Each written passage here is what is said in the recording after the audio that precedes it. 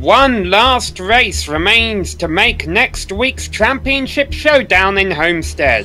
Which four drivers will advance to fight for the SSCA Sim Speed Shop Truck Series trophy, and who will have to wait and do it all again next year?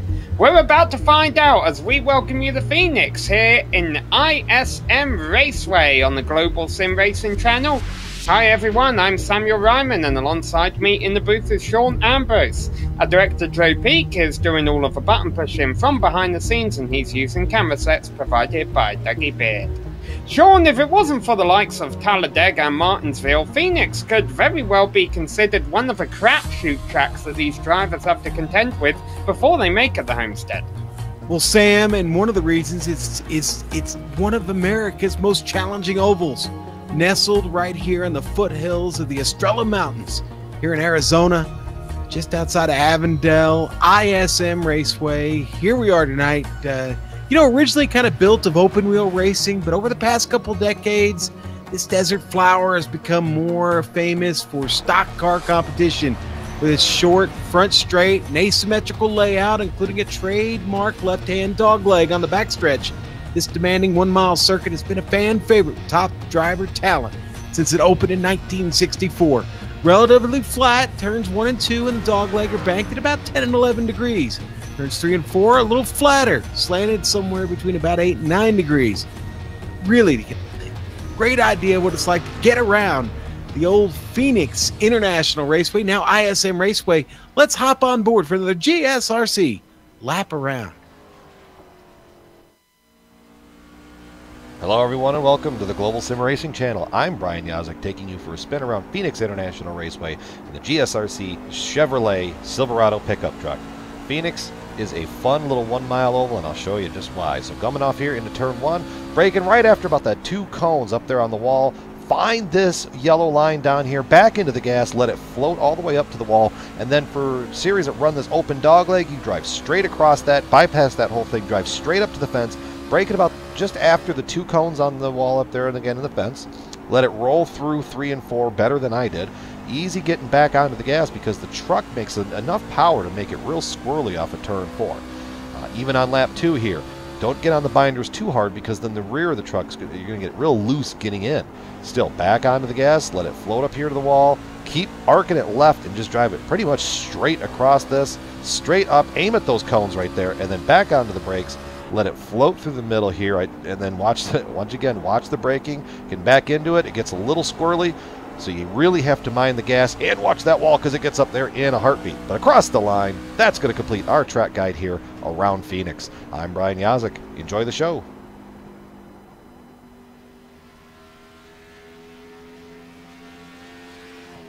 And that's how you get around this old track pretty quickly here on the Global Sim Racing Channel. Now, tonight's sponsor, Dirty Air Studios. It's the Dirty Air 175. Listen, Dirty Air is, well, Gary and the boys over there, they've got a Twitch channel now. Find them at twitch.tv/dirty_air. Dirty Air Studios is an iRacing media production company. They provide top-of-the-line professional video, graphics, pictures, and paints. Yes, paint jobs. Customized skins for all things sim racing. Visit them on Facebook. Just go over there and type in Dirty Air Studios. You'll find them quickly. But check out their stream tomorrow night when we bring you the Challenger Series here from Phoenix. Sam and I believe Gary Sexton is gonna have a little onboard stream going there tomorrow night. Well, that'll be fun to watch. Both Sean and myself will be back here tomorrow night also to bring you the Challenger Series race on the Global Sim Racing Channel. Not often we get to go back-to-back like this, the truck and the AdPro Challenger Series on consecutive nights at the same racetrack, but that's what's happening this week. So if you enjoy what you see tonight, tune back in, as we mentioned, on the Dirty Air Twitch TV channel, and also here on the Global Sim Racing Channel YouTube channel. We'll have all that coverage for you. However, tonight is a truck series. You just saw Clean Air the trucks were dealing with out there on the circuit, because we are currently working qualifying. Our provisional pole sitter is William Hartman, but it looks like Robert McFarland is still going to try and get a lap turned in. He was one of the slower drivers in practice, but let's see if he was sandbagging, holding anything back, rather. A 26.6, the time to beat for McFarland. But our provisional pole sitter, Sean, William Hartman, he's just out here to have fun tonight, and he's really the only driver who can say that, being the only one locked into our finale at Homestead. Yeah, that's right, Sam, and everybody else, well, of course, sitting behind that, and right now, I think we'll see McFarland there. He gets his first lap in. It's a 27.4, and that's over a second behind Hartman. Yeah, so let's take a look at these championship standings here. As we mentioned, Sean, things looking good for Hartman. A few more spots up for grabs. Yeah, Sam, as we look at the championship standings right now, you see Hartman locked in there. Now, really, the top four are the ones we're really concerned about, because they're the ones that make it to the championship race. Just after tonight, one race to go. That championship race is what we're looking at. Judd Danielson on points there. It's still really close, actually, in the top four, except for Hartman there locking himself in. You've got Donahue and Mark McFadden sitting back there kind of on the bubble. Kevin Fetty and Chris Scala have got a couple of or have got some playoff points, but unfortunately with Scala not being here, and this was his last chance to get a win and get in, he'll be eliminated. Fetty, well, he'll need some help there, 14 points back to make it in. Donahue is the closest and probably has the best chance of making it in if Ray Richer and Daniel Jackson have any kind of trouble tonight. Well, we've only got a 13-truck field, Sean. I'm sure we'll still see some great racing out there. These SSCA guys have put on fantastic shows for us all season long, whether the fields have been small, whether they've been big, whether they've been at big tracks or small tracks. But what it does mean, obviously, is with such a small field, that makes it extra hard for the likes of McFadden and Fetty to be able to gain points on the four who are currently safely in that top four in points. Yeah, Sam. Listen. This is a tricky racetrack, and you know they've got to survive this track. Get through all these laps this evening before anybody gets to that, except for Hartman. Before anybody gets to that championship race, really, this could end quickly if you've not put in a lot of seat time and not practiced this track. It could be trouble for you this evening. Let's look at the weather real quick, because that's interesting. It's clear. Of course, we're under nighttime skies. It's 73 degrees on track, 73 degrees outside. It's actually a comfortable evening for some racing. There's very, very little wind, only 4 to 5 miles an hour. So, Sam, great conditions for racing here this evening. Maybe we should take a look at the details real quick. Yeah, so here we are. This is the penultimate round of the championship. You see the number 6 in our 7-round playoffs is highlighted. Round number 7, of course, will be our finale at Homestead next week. These drivers are racing the iRacing NASCAR Camping World trucks, a Chevy Silverado and a Toyota Tundra. They're all using fixed setups, so no advantage there for any of the drivers, other than if one driver finds it slightly easier to drive than their competitors. They are limited to 5 sets of tyres during the race. Given that we have a bit of a small field, I wouldn't be surprised if we do see a rather clean opening 2 stages to this event, and that means tyre strategy will probably come into play in the 3rd and final stage, which is a bit longer. If you cause 2 incidents during the race, you will be penalised. Even if you cause 1 incident, any crash that you bring out, you will be sent to the tail end of the field for the next restart. And if we do have a restart within the final couple of laps, don't worry, this race will end under green flag conditions. So if a yellow flies with 3 or 4 laps to go, the SSCA guys have a method in which we get a green flag finish, and we have seen that green-white checkered come into effect at a few races earlier this year. Yes, we have, Sam, and you know what? It's a good thing. It's worked. It seems to have worked out well every time we've been involved with it. They have thrown us a curveball a couple times, but we've always got it sorted out at the end of the night. The only negative is that messes with our timing and scoring, but we'll, who knows? Maybe there'll be some advancements by 2019, and we'll see something new in that area. Still a little bit of time in qualifying left. It looks like we had a couple more drivers show up, Scott Seaman being one of them, and race control has advised they can take a qualifying time if they want, Sam. But right now, nobody's taking a bite at it. Yeah, only 2 drivers in the session who haven't put the time. Now, this does mean that we are now up to a 15-truck field. Jeremy Crandall announced that he wouldn't turn a lap in qualifying. Still waiting to see if Scott Seaman in the 99 will take to the track. He's got a couple minutes left to do so if he decides to do so. Otherwise, it looks like William Hartman will walk away with the Sim Speed Shop Pole Award. Remember, for every 2 poles a season, the driver earns $5, and the driver with the most poles at the end of the season earns $20, courtesy of simspeedshop.com, which is a great place to order custom button boxes, as well as to buy and sell used equipment. For more information, you can go to simspeedshop.com. And Sean, if only there was a button that would give these drivers a live look at the points throughout the race, I have a feeling that would be useful for some of the drivers out there. Yeah, you know what? We talk about advancements for 2019. I like that one also. Maybe get a button that ties in with Dan Lisa or something like that. And you'd be able to, Dan Lisa being one of the point tracking pieces of software that's out there for drivers to use. If there was some way you could map that to a button, especially coming down to the championship like we are, the championship and final race. Yeah, I think you'd want to be looking at that.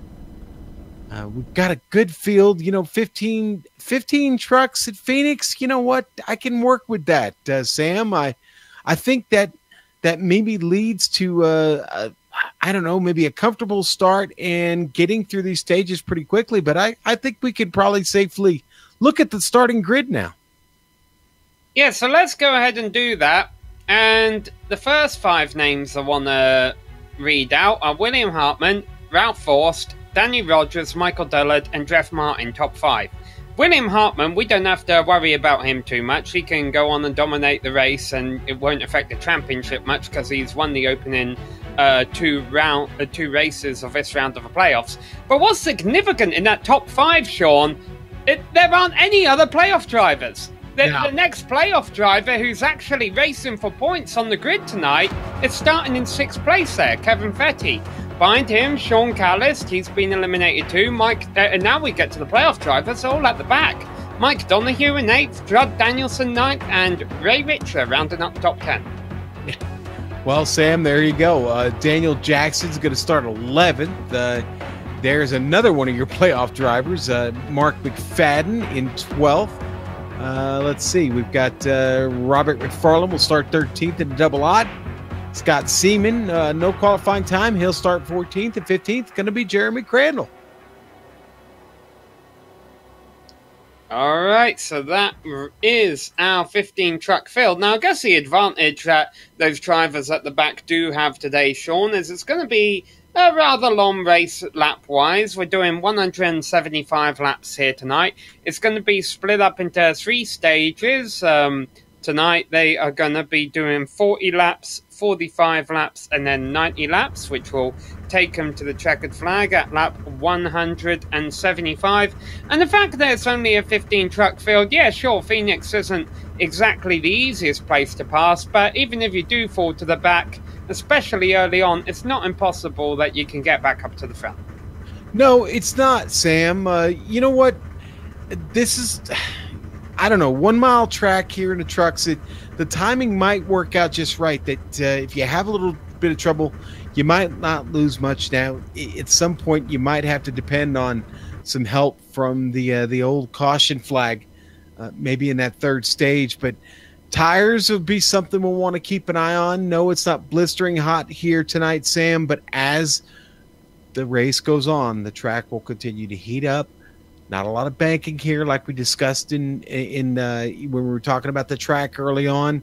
That could be really rough on the tires. And, well, Sam, these trucks don't always handle well when, the rear end of these trucks are already a bit of a disadvantage. It's the weight, a lot less of it there than you find in a full-size Cup car. So the balance a little bit different in these things. And as the tires go away, they do react a little bit differently. And the other thing, Sean, yeah, granted your tyres aren't going to be wearing out too badly due to the cooler conditions, but they also might not be able to get them up to temperature very quickly here. I mean, this track is just over a mile in length. We're only going to have time for one pace lap, and with a 73-degree track temperature, you better be weaving and pushing your brakes in the next mile to get your tyres up to temperature before you throw it off into turn one. Well, Sam, that's a good point. Yeah, you better get some heat in them quick. It may take a couple, 2 or 3 laps. Those first few laps are going to be pretty sketchy, and yeah, everybody could be on that razor's edge here for the first few laps. So here they come, already halfway through their pace lap. William Hartman, he's looking to make it 3 for 3 in this round of the playoffs. I said that doesn't really affect the championship too much. Well, it wouldn't tonight, but boy, what a momentum builder that would be, and what a statement that would be if he could carry that into next week's race at Homestead. What can William Hartman do from the front row? What can Ralph Forster do from alongside him? He's not racing for the championship. Here we go. We're about to find out. For those about to race, we salute you. And we are racing here at ISM Raceway. 175 laps underway, and Hartman off to a good start down low. Rogers going to follow him up in the second. Boy, and the field all spread out. Everybody trying to find their tires right now, Sam. Multiple lines, 6 different lines being taken through the dog leg. And plenty of room for them all to go. I think I just saw Danny Rogers running second place, blink a little bit there. The inside line really working well on this opening lap. Michael Dullard able to get down low early on. He started 4th, but he's got down low. He's now up to 3rd. Yeah, and a side-by-side battle there between Martin and Vorst. Yeah, I really think Vorst needs to get down low unless he knows something we don't know. Maybe in the next couple of laps, once these tires do heat up, he's in the desired lane up there up high. Side by side, they throw it down into turn 1. Vorst not giving up on that higher line right now, Sam. He's going to keep digging, but it's going to let Martin finally get by. There's Kevin Fetty creeping into the picture. And you see William Hartman has been reset in the fast lap, so he's, well, granted, he's building up speed still from the start of a race, but shows you that he's getting his truck underneath him, pulling out to 6/10 of a second lead over Rogers up front.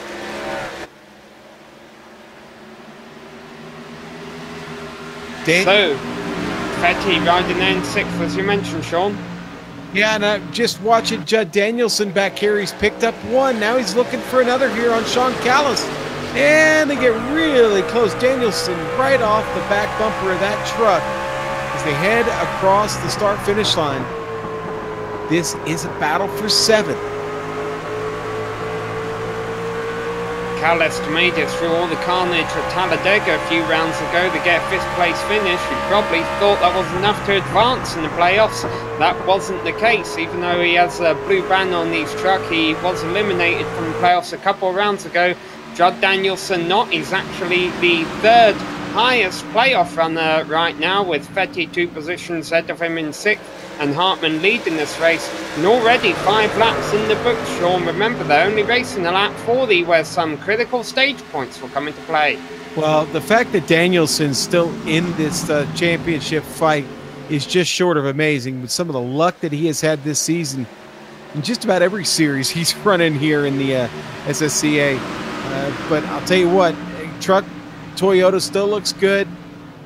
I think following Callis right now, not a horrible idea. The field has not gotten away from him.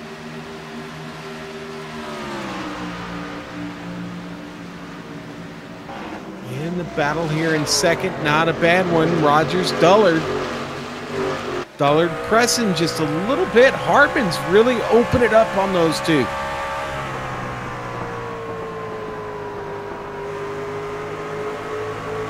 Dullard has had some impressive results recently. Not a playoff contender though. He's got Martin all over the back of him. Sam, I got to be honest, just a few laps in here, about 8 laps in now, and I think everybody got the heat up in the tires pretty quick. I don't see anybody really looking particularly loose anywhere on the track. It looks like the trucks, most of them have a lot of grip at the moment. Yeah, all 15 trucks started from the grid. They're all out there on the lead lap, running within 9 seconds, covering the whole field in the early stages here. And Fetty finally trying to break through into the top 5, looking down on the inside of Vorst, who's going on the outside of Martin. Vorst still not giving up on the sideline. No, not at all, Sam. Boy, he has felt comfortable up, I guess. Fetty, though, coming down to the inside, trying to bring Callist with him. All this hard battling going on about 2 seconds back of our race leader. Hartman really trekking out up front. But now Fetty using all of that apron and the dog leg. Still can't complete the pass. Down low on Vorst. They're going to be side by side as they come out of turn 4, the complete lap 10. Callist all over the back of them. Yeah, Callist is the wedge right now. Somewhere he fits in there. Danielson back there in the popcorn position. Maybe not so much anymore as he comes alongside Callist. Uses a lot of apron. And Dullard just used the apron to try and stick his nose in underneath Rogers. He had been looking up high in turns 1 and 2. Used the apron to try and pull a bit of a crossover and look down low for second place. Didn't pay dividends, so I wonder if Dullard's getting impatient watching Hartman run away from him. You know what? Dullard might be impatient, but I think it's too early to press too hard. It's only a couple of seconds, Sam, and we really don't want to make an aggressive move and then somehow end your race and your opponent's race. And just like I said, just early days right now. Dullard going to try it maybe around the top side. Maybe looking for another angle at this. Maybe trying to fake him out, Sam. Game's being played early on, though, and I think Rogers... and Dullard slides into the wall. He was probably distracted by Rogers blinking there a little bit. And Dullard slides out of turn 4, gets a piece of the ISM Raceway wall that's going to cost him several positions. Well, several positions in a really bent up truck.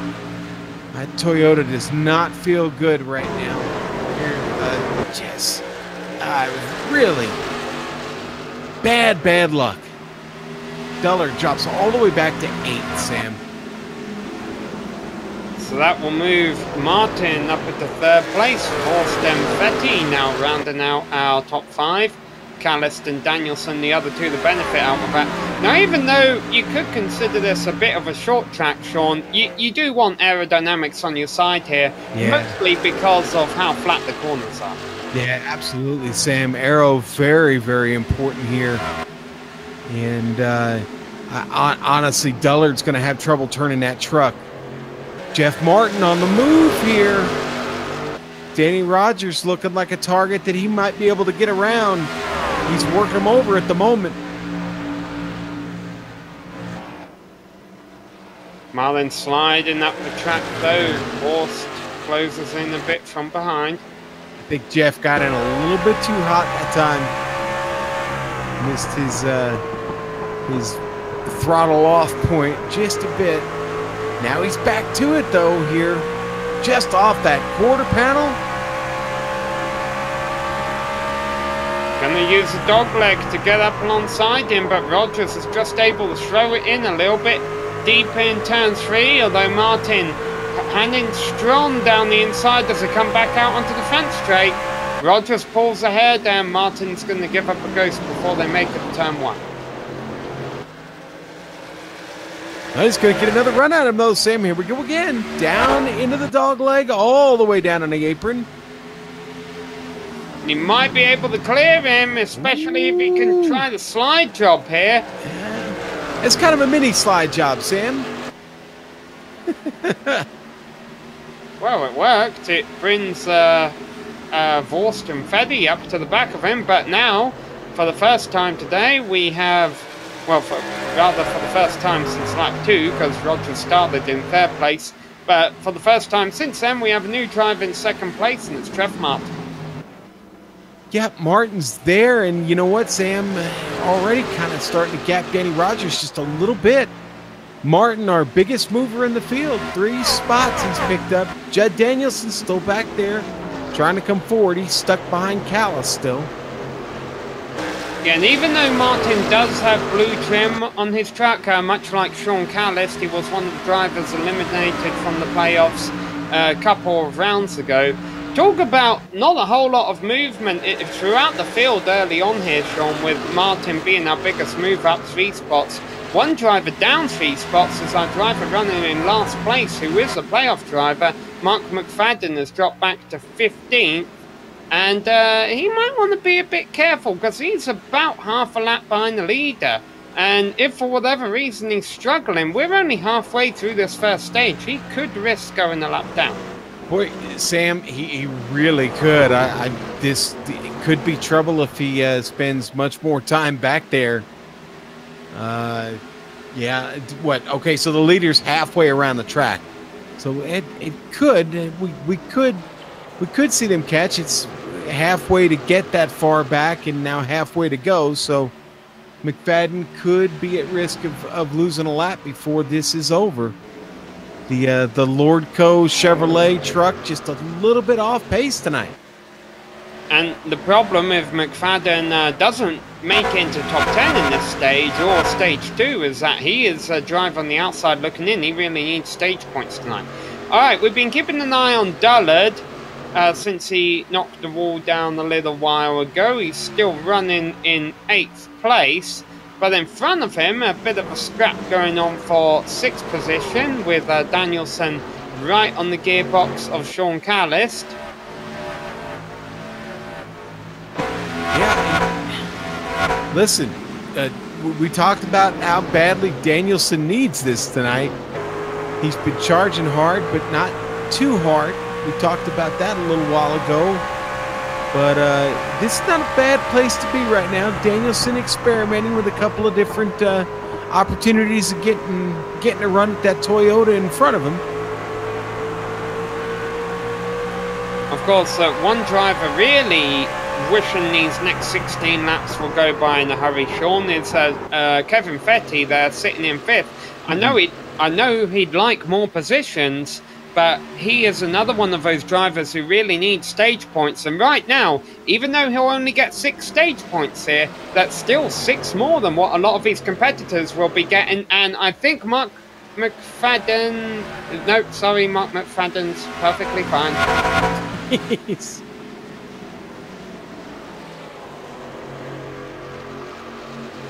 You know, pretty tight racing, Sam. When we look at this battle for 3rd back to 5th, Rogers, Forrest, and Fetty have continued this little train around the track here for about the last 15 laps. Which was an indication to me, Sean, that it really is hard to make a pass here. I mean, we saw how hard Martin had to try on Rogers. It took him several laps to pull it off. Yeah, and we've kind of gotten to a point with Callis and Danielson. If we begin to wonder if a pass is possible, if Danielson's going to be able to make a pass on him.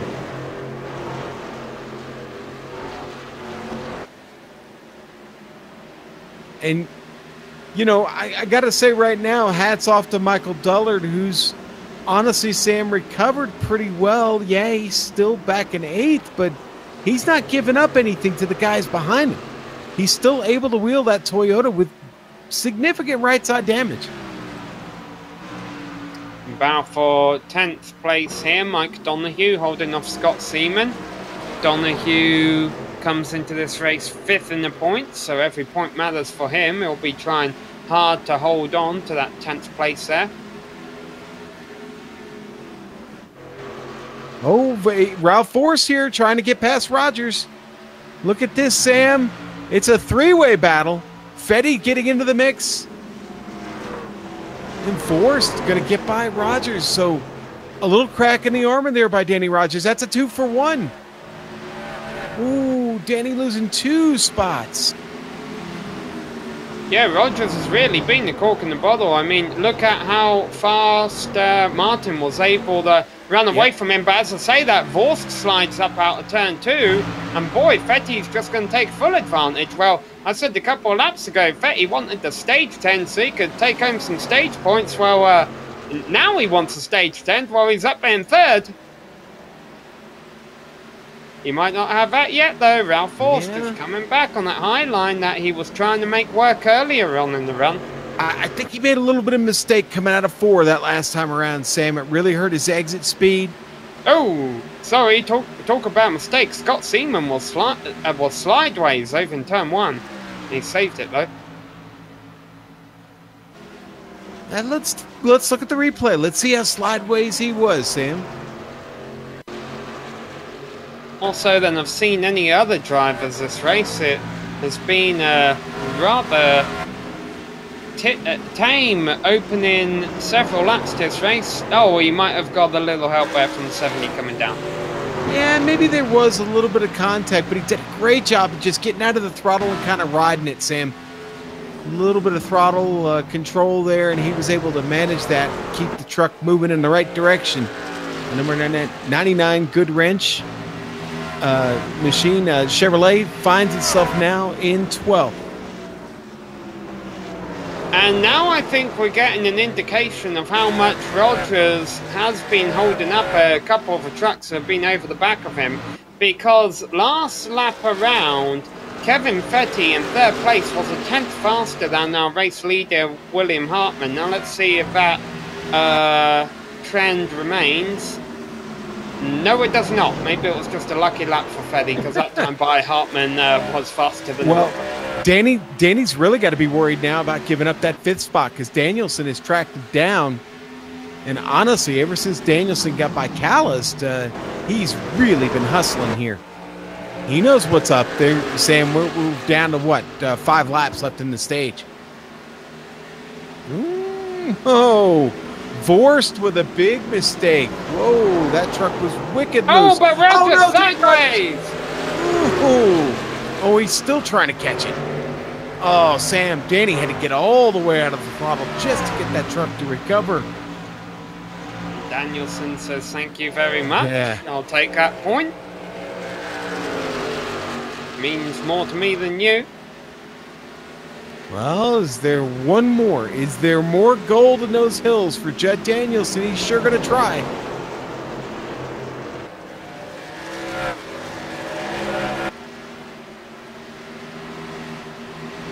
He's got about 4.5 laps and miles to make it happen here.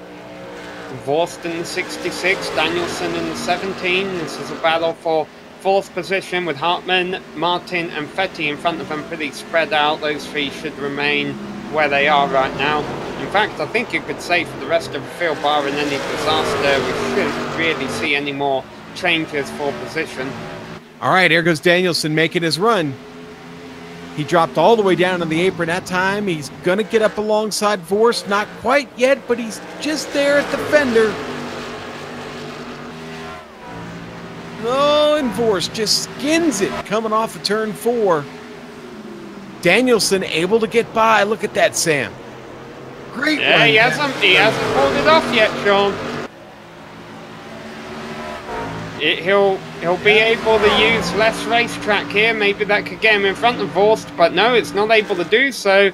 Vorst, as we mentioned, he's been trying to make this high line work all race long, and this is why he's able to get better runs out of a turn. Wow, Sam, indeed. Man, look at that. He has got quite a run going up there. Vorst has been doing this since the opening lap. Can he make this work here? Sam, a lap and a half to go. Here we go. They go side by side once more with Rogers over the back of them for 4th place. an important point on the line for Judd Danielson here. He came into his race second in points, so we're having some technical issues, so we might not be able to capture this on camera. We'll give you the radio call, though, because we're going 3 wide, actually, down the back straight. Danny Rogers all the way to the bottom of the apron, and he's actually going to move ahead of Judd Danielson. So instead of gaining a spot, Danielson is actually going to lose a spot to Danny Rogers, who cut all the way down to the bottom of the apron on the back straight. I think Danielson was worried so much about being beaten Vorst, he didn't notice the run the 5 had coming on him.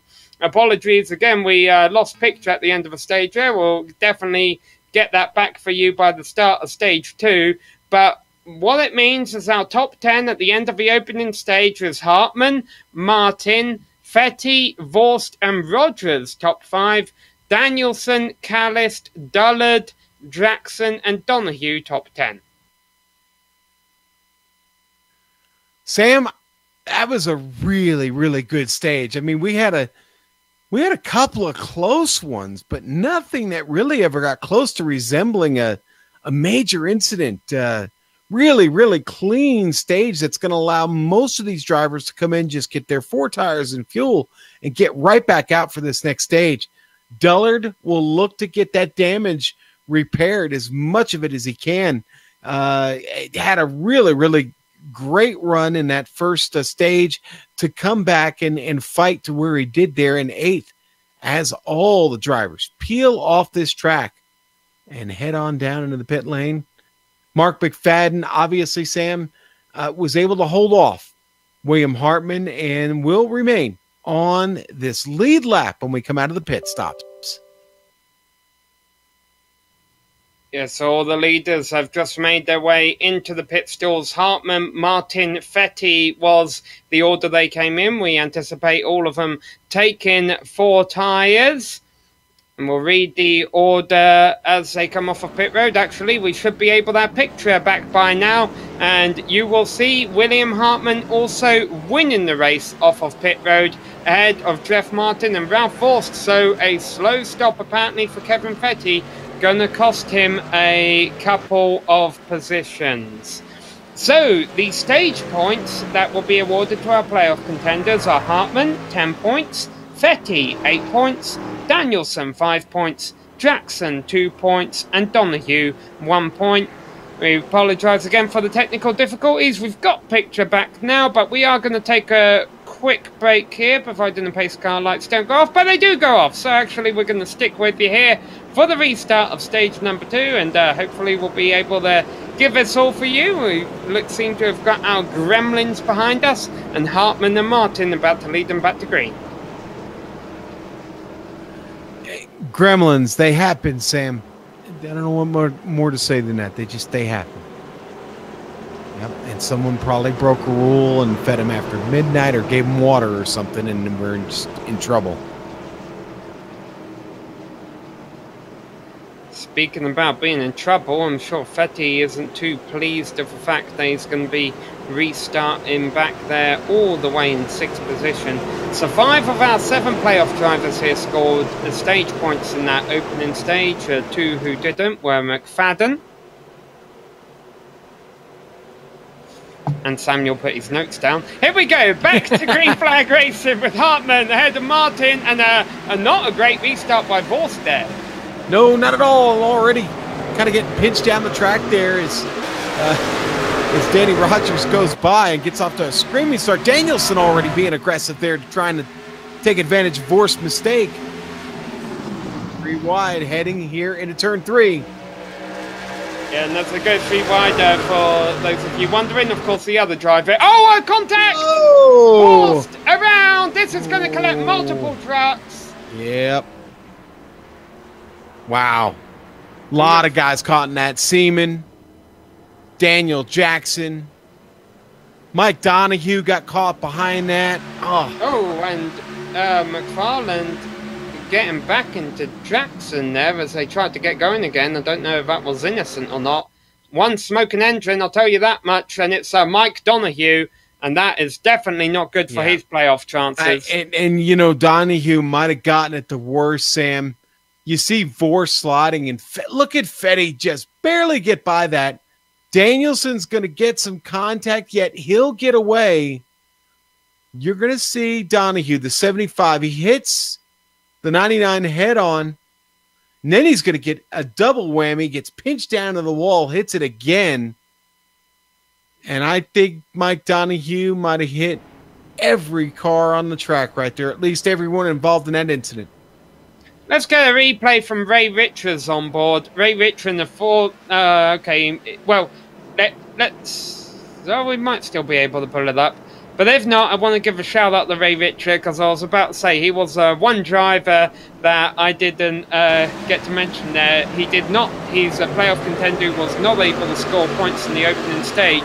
But his night just got a bit better now because he made it through this one. There we go. There's an on board with Ray Richards. Sam, we'll see his incredible luck this evening. To give it a new hope, a chance here. This move moved him up into the top 5. You could see he was on the rear brakes there, sliding across the track. Judd Danielson will have to restart from the tail end of the field for triggering that contact.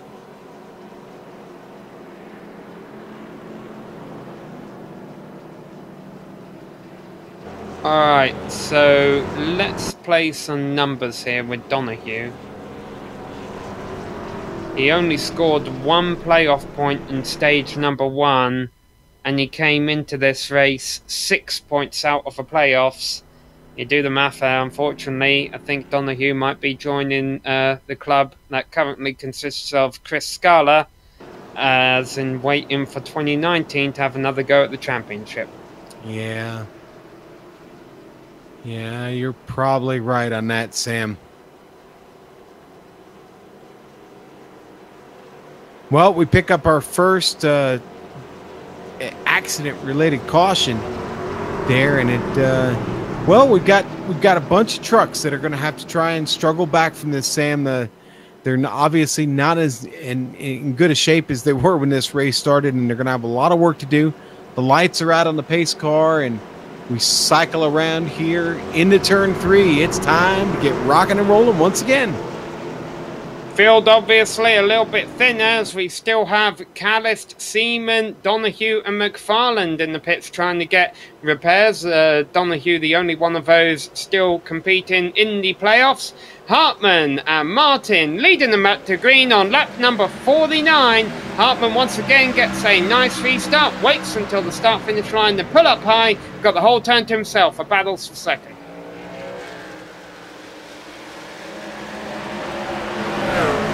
Battle for second being held between Martin and Rogers now. Yep. Rogers using all of that apron to try and get up alongside the 15. Can't make it happen though. Man, and they are scrambling behind them. Mike Dullard trying to get it all back now. He's getting past Judd Danielson, trying to anyway. And the 48, Mark McFadden back in this mix. He got a decent pit stop, got back up into the field. And McFadden now getting past. Everybody coming on by. Dullard able to pull that move off and continue his attack to try and get divorced and get by Judd Danielson. As we watch all these drivers scrapping around for positions, we'll mention that Daniel Jackson, who was involved in that restart incident, he is now a lap down. So definitely not good news for one of our playoff contenders there.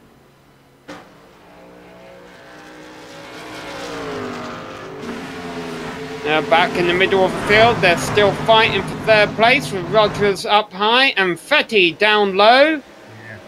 Boy, Fetty looks hungry tonight, doesn't he, Sam? He looks like a driver who wants this evening. Well, he needs this. He really needs to get as many stage points as he can to make things easier for him in that third and final stage. Maybe not even make it easier, just make it possible. I mean, there's not a whole lot of points left he can gain out here over his competitors if we've lost about 2 or 3 trucks.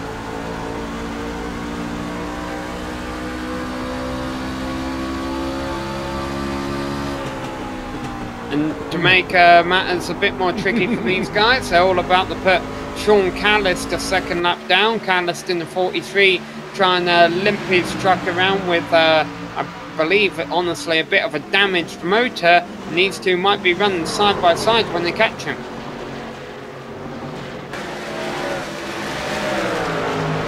Boy, look at this. Ray Richer is pressing now, and gets a little bit out of the line there. Runs up the track. Think maybe he had got a little bit too much of that draft and got him in hot. Now Fetty really working on this move here on Rogers. Obviously, Sammy's been working on it since we got back to the green flag, but boy, two Chevrolet Silverados side by side off of 4, and Rogers keeps winning that battle off the exit. Yeah, but how long can he keep that up? Remember, he was the truck holding up a train of trucks in the opening stage of a race, ended up losing a lot of those positions towards the end of a run.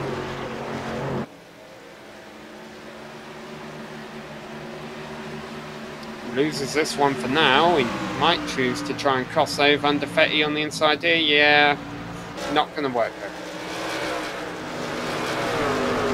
Behind them, Danielson making his way up into 5th place. Vorst out of a groove in turn 1.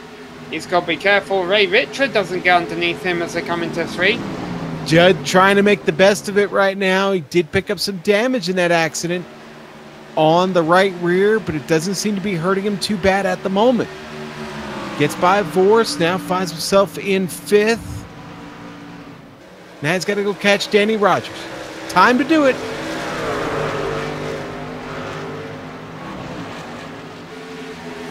Oh, things fanning out there. 3 different lanes from Danielson, Vorst and Richer running in that order. 5th, 6th and 7th as they enter turn number 3 here. Sam Richer took that truck almost down to the inside retaining wall. Lots of track to play with here, ISM Raceway. Remember, they're racing to lap 85. That's when the caution for the second stage will fly.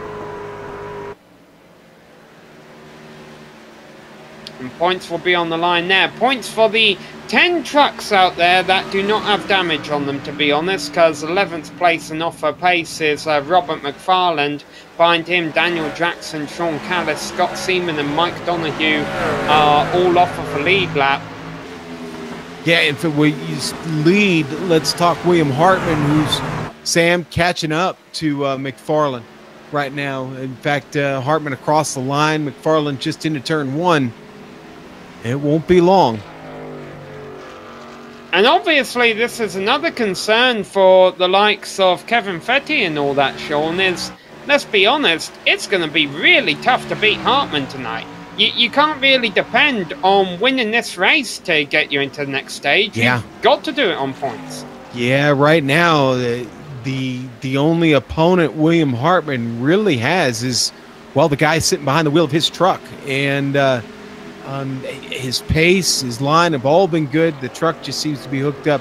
He seems to favor this track, and that is going to be tough to overcome.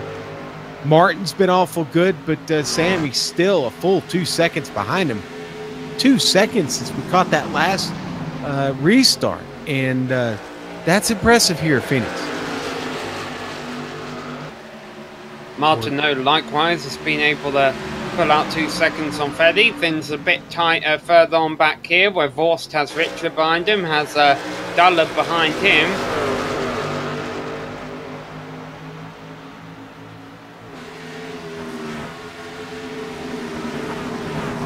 Work our way down the back straight into turn 3 on lap number 63. Now, of course, Richards in a bit of a defensive mode, Sean. He comes into this race 4th in the points. Unfortunately, Fetty's been running so well tonight. I wouldn't be surprised if by the end of stage 2, Fetty's looking better than Richard. Now, Richard did just gain a position that was Ralph forced all the way out of a groove in turns 1 and 2. So that'll move Rich up to 6th and Dullard up to 7th. Yep. What happened to Ralph? I'm just being honest here. Something happened from stage 1 to stage 2. He has really fallen off. Did he get a piece of that big incident we saw in the restart there?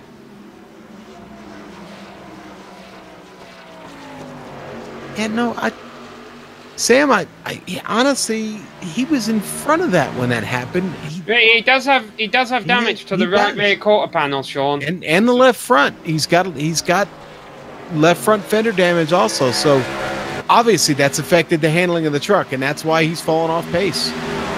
Crandall win. This can't be scheduled for Sean. This is going to cost him a lap or two. He'd been doing all right out there in 10th place. Actually, 9th place. He had taken that from Mark McFadden a few laps ago.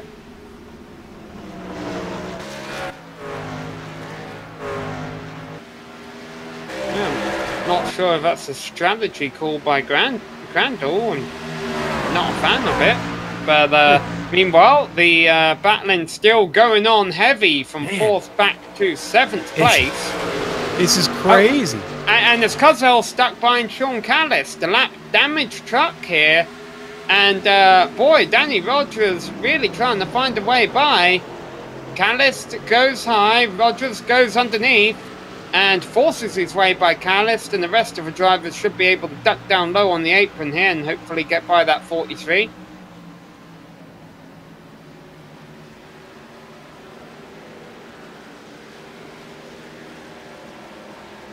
The problem for them is it looks like Sean Callis can still hold his own in the turns. It's just, I think he's got some motor problems that's killing his speed down the straight.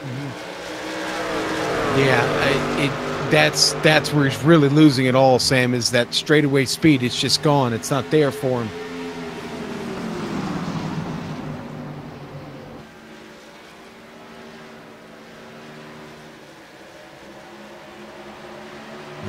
Rogers able to hang on to it though at the moment, Sammy. But nobody's got anything for the top 3 at the moment. Hart, Martin, Fetty. Pace of Hartman is so much he has now put Daniel Jackson a 2nd lap down, and we'll keep an eye on the stage points here because Jackson came into this race 3rd in points, but with the likes of Fetty running up there in 3rd place, I'm not sure he's safe.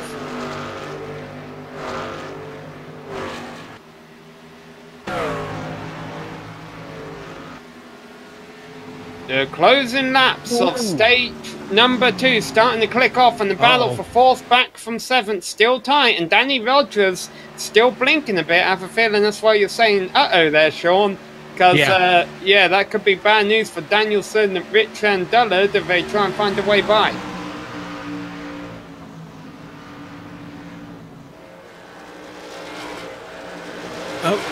Sam, Rogers under threat here. Here comes Danielson trying to make that run there on the bottom at the apron.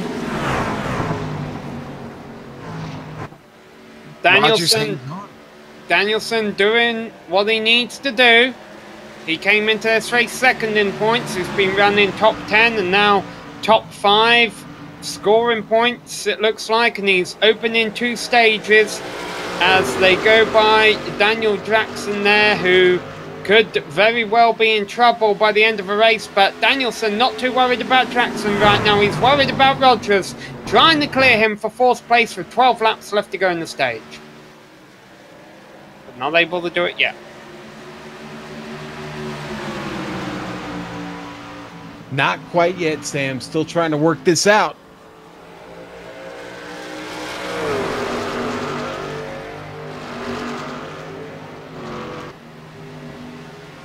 This battle going on about 10 seconds back of our leader. Obviously, I'm sure they're losing a bit of time rallying about each other. But we've seen this in both stages where Rogers has really driven hard at the start of a stage to keep his track position, but then at the end of a stage has had a lot of pressure from behind. The advantage to this strategy for Rogers, of course, is it's hard to pass around here, and there's really not a way for the trucks behind him to get by. It has kind of bottled things up just a bit. you see here, Richard really working this now. You know, Ray's got a shot here to get into the top 5 before the end of the stage. It's close. We're coming towards the end of it. Richards poked his nose in a few times, and he's got a shot. Danielson falling off just a bit. Rogers actually looking right now as good as he has here in the second stage, Sam.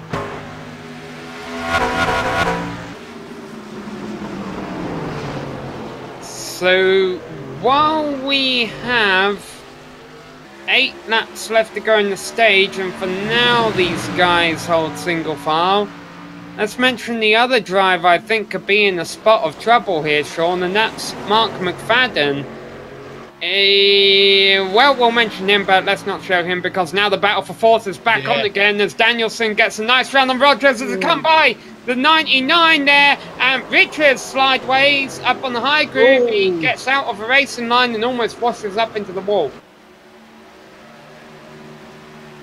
Well, Richard just lost a ton of time there. That's a shame. Alright, that breaks the battle up. Now we can put the camera back here. On 9th place, Mark McFadden.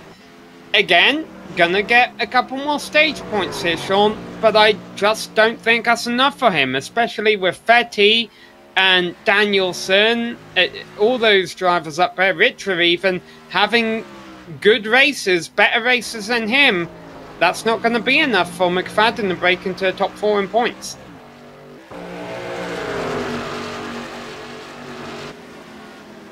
Well, you know what? McFadden hanging in there, Sam. Think back to that first stage when he was all the way at the back of the pack, and we talked about him possibly losing that lap. He hung on to stay on the lead lap. So good effort by McFadden.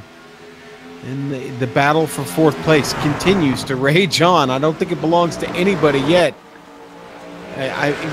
Danny Rogers is the driver in that spot, but boy, just a moment ago, coming through 3, rear end of his Chevrolet looked really loose. Tires might be starting to give up just a little bit here towards the end of this run. And the bad news for Ray Richards, with his big mistake, he's not able to fight for this 4th place anymore, so he'll be losing out on some critical championship points here, considering Kevin Fetty's up there running in 3rd place. 4 laps left to go in the stage as Rogers, Danielson and Dullard cross the line that close together from 4th to 6th. And I guess we can't count Dullard out either. I mean, Rogers contact the wall. Yep, Danny hits it. Didn't seem to slow him that much, but Danielson will have taken note of that. Yeah, they almost connected bumpers there as Danielson made that run into the turn. Danielson, though, really isn't a driver who can afford to be too greedy. I mean, all he needs to do is walk out of here with a top 5 or so, and he should easily make Homestead. Not really worth risking a wreck. Yeah, no, I think, I think he has backed off when he's needed to. Here comes Dullard, though, putting a little bit of pressure on. This is an opportunity for Dullard. He comes down to the bottom, and boy, Judd not fighting too hard all of a sudden, Sam. Oh, man, well, I spoke too soon. Gonna try and attempt the crossover. They come into the 1 to go in stage number 2 as they come across the line this time by. Out of turn number 4. Dullard has it on the outside. Danielson, I think he'll have one last shot down the dog leg on the back straight, but unless he really tries to get aggressive, I don't think he can pull off one corner moves in this race, Sean. You really need to have them set up a couple of laps in advance. Hartman takes the win in stage number 2. Martin will follow him in 2nd. Fetty, Rogers, who will hold on the 4th. Good defensive driving by him. Dullard up into 5th place. Danielson, Richter, Vorst, and then McFadden will be 9th. And actually, a stage point will also go to Robert McFarland, despite the fact that he's a lap down. Well, Sam, another really good stage. We had that unfortunate incident there right after the restart. But boy, once we got through that, everybody got settled in. A couple of drivers recovered really well from early trouble. Michael Dullard being one of them. He finishes this stage in 5th. So Danny Rogers hangs on for a top 5. Jeff Martin, the top 3, Sam. Honestly, once it got restarted, the top 3 were never really in question much there. So Hartman about to lead Martin down the pits again. They're your top 2. For we know, this could be the last stop of the night. Sure, although I have a feeling we might see another caution come out. Yeah, I don't think we're done with the laundry that's colored yellow yet. Nevertheless, these drivers will still be hoping to get a quick stop here. Hartman leading them in. He's done everything right so far tonight. If his pit crew does well for him here and he doesn't overshoot his pit box, he should be able to come out with a lead. He comes in with a few truck length advantage over Jeff Martin, who didn't do a very good job at sticking to his rear bumper. Hartman hit his marks perfectly well. And as the left side goes up on the tracks, it'll drop, and you should see that 67 lead the field out of the pits. Boy, Martin right there, but not close enough, Sam. Great pit stop by Jeff Martin's crew there to get him out. And by Michael Dullards, gets him up the 3rd ahead of that and Fetty. Now I'm curious to see what that truck can do, starting from 3rd there on the inside. We'll see if he can get it up to speed quick enough to contend with the leaders.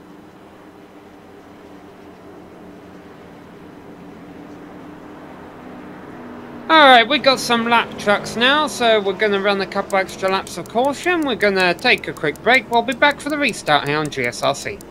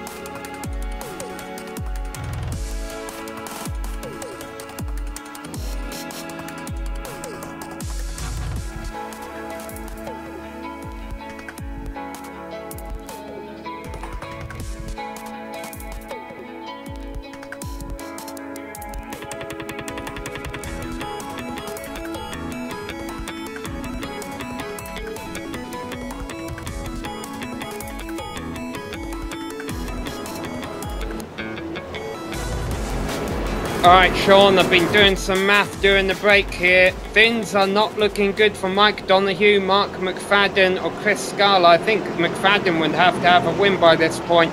But by my calculations, Kevin Fetty is just 2 points behind Ray Richer as we get set to start this final stage. Okay, I'll let you do the math, Sam. I'll pay attention to the racing. Deal?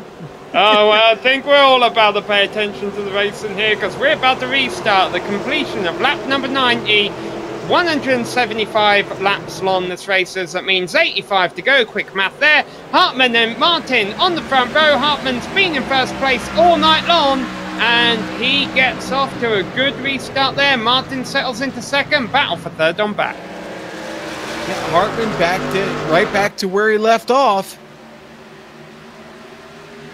Kevin Fetty back here having a fight again and make it all up all over again.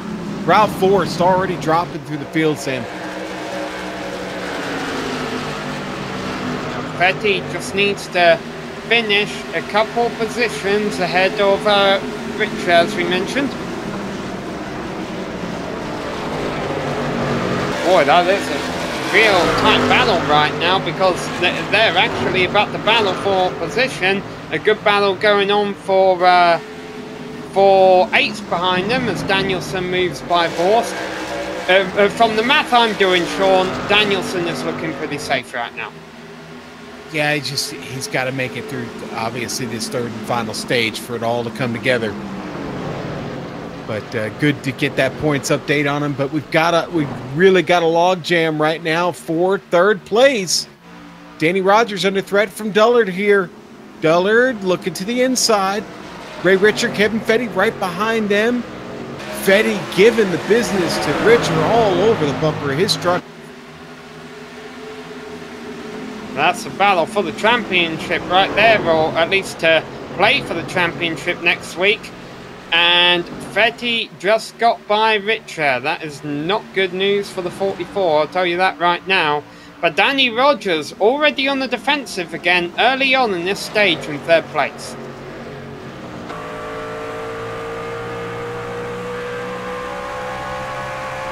Yeah, and boy, Danny Rogers off to a really, really solid start here. We've seen the resolve of Mike Dullard this evening, though, and he has fought back. A top 3 is certainly in his reach. Anybody has trouble, who knows, could maybe even win this race and lock himself in. Well, right now, I don't even think anyone's led a lap except for our current race leader tonight. William Hartman has just been on rails and is preventing anyone from scoring bonus points out there. No one's elected to stay out a lap under caution.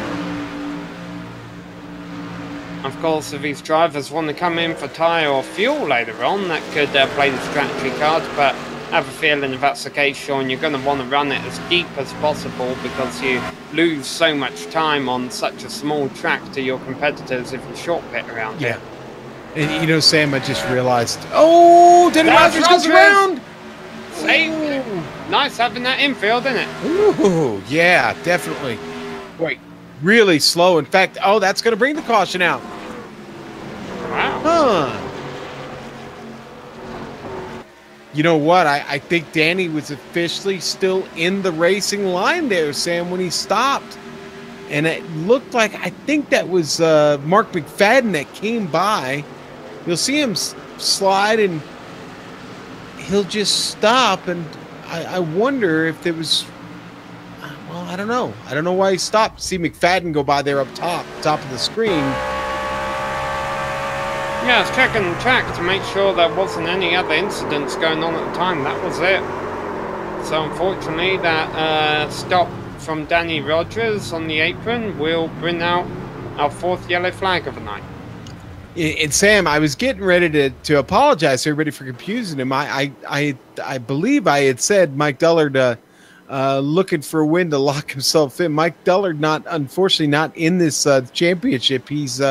He's been eliminated, so if that's what I said, I'm sorry, and I didn't mean to confuse anybody. But Sam, look at the leaders coming down pit road right now. Yeah, this is very confusing. The only drivers staying out on track are lap down trucks, so who's gonna play 2 tires here? My guess, Sean, is this is an indication that fuel would have been a stretch and they're all in here just to top off with fuel. Well, Sam, we didn't really talk about the fuel window tonight, but some of the drivers I talked to said that window's about 63 to 68 laps. Sam, they've still got quite a ways to go, but if you did pick up another caution, you'd be okay on fuel. They're going to be right up against it. So we got 3 drivers who took 2 tires that beat Hartman out of the pits. And I'm thinking right now, if it goes green to the end, we're going to have a rash of splash and dash.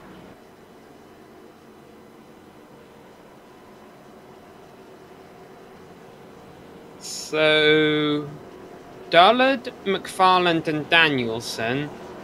Danielson, the only one of those playoff contender, took 2 tires and beat Hartman out. I also see Mark McFadden jumping up several positions in the pits. He must have taken 2 tires.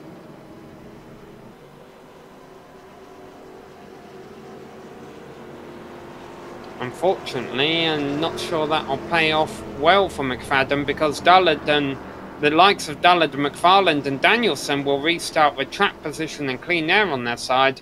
McFadden, I believe, took 2 tyres. He's still going to be mired back there in traffic, which is not a good combination. I don't think McFarland took any tires, Sam. I think he topped off.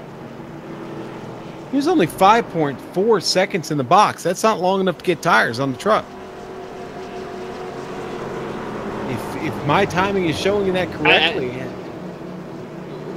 For the same for Dullard there? Now Dullard took 2, and so did Danielson.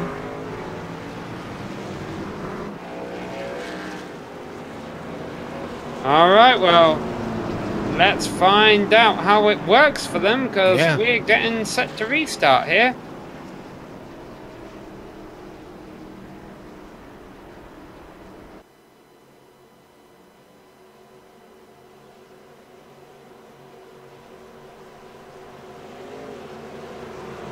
Lights off on the pace cars. They work their way back down the back straight.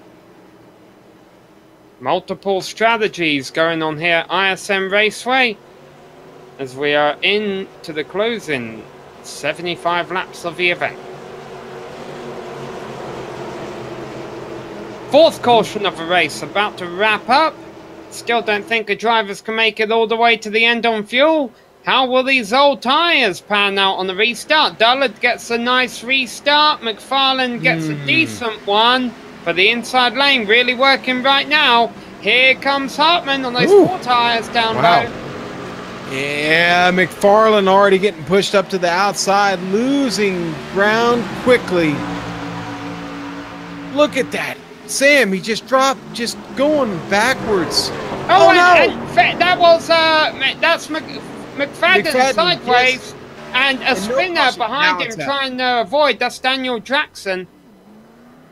And that does bring out a caution, Sam. I didn't think it would, but it does right here. McFadden does a great job of saving the truck. Fetty, a little bit of contact there on the inside. Oh, and that's why the caution came out. That was the Daniel Jackson's truck spinning around in the middle of the track there behind as he tried to make an evasive move, Sam. On board with him now. I think that's the momentum, him just trying to slow the truck down, and right there close to the apron, I think a bad place to get it slowed down. That's what brought the rear end out. Danielson already coming back into the pits. This is McFarland and McFadden. So Danielson didn't like the feel of those old tyres. But again, as long as Danielson keeps it running to the finish line, I have a feeling he's pretty much locked himself into the playoffs. Or rather, the championship 4.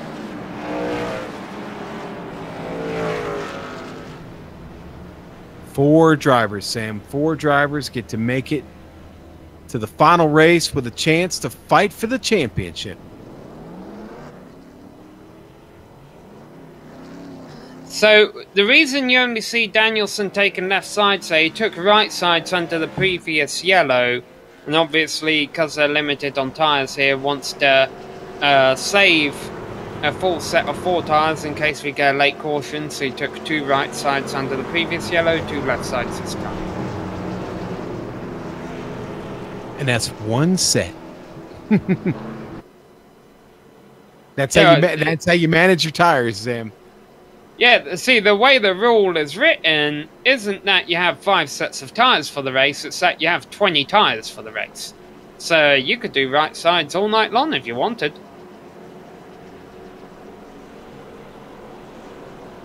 Yeah, I don't think you'd have much of a chance to win with that strategy, but you could do it. You could.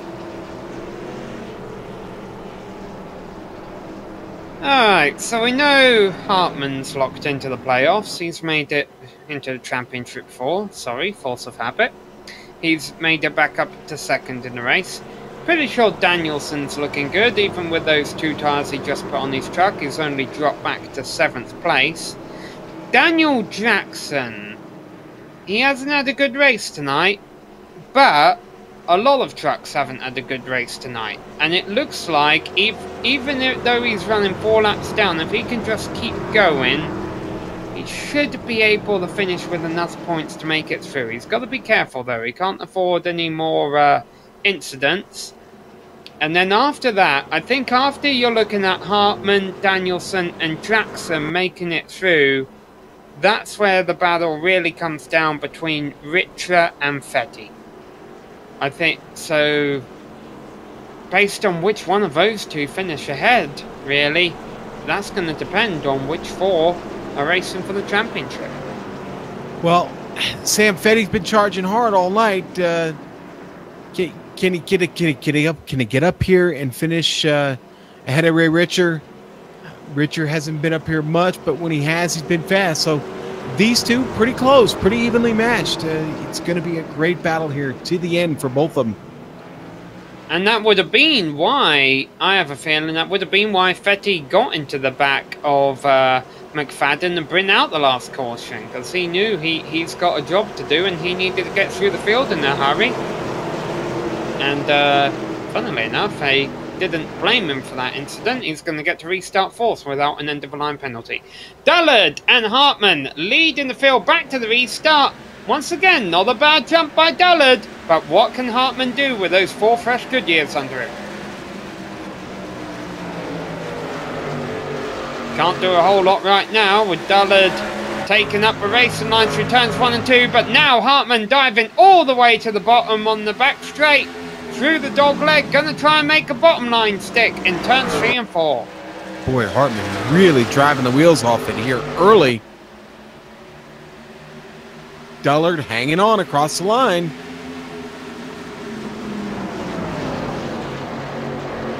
Sam, I think right now Dullard just really holding, I don't want to say holding up, but it's just a moment here before Hartman gets around and he's back off to what he's been doing all night.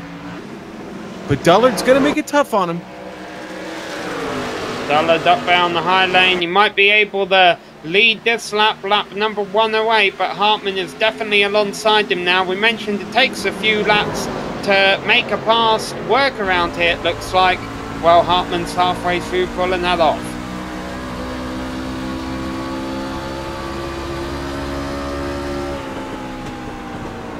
It's not over yet. But Jeff Martin now in this, and boy, he could sneak through and sneak around. Plays his cards right here. And Fetty in that critical battle against Ray Richter, he just moved ahead of him for 4th place, but running with those 2 fresh tyres on the left side. Jack Danielson looks like he might be about to blow by them both for 4th. Trying to anyway. It's Fetty. He's really struggling to get around at the moment. So Hartman has finally been able to make that move stick ahead of Dullard. But how much did those two burn their tyres up with the likes of Jeff Martin right behind him? Let's not forget Martin's been running in 2nd all race long, so he'll be wanting to get by Dullard in a hurry. He should be a factor. You would think he could find that pace again. He was awful strong behind Hartman there in the 2nd stage. Dullard seems to have found a little bit of a rhythm though, Sam, and right now it's not coming easy for Martin. Meanwhile, taking a look back at this in 4th, Sean, this is what Fetty wants. Fetty can't just beat Richter. I think he's got to beat him by 2 positions for them to tie on points. And I've got to confess at that point, I'm not sure who wins the tiebreaker.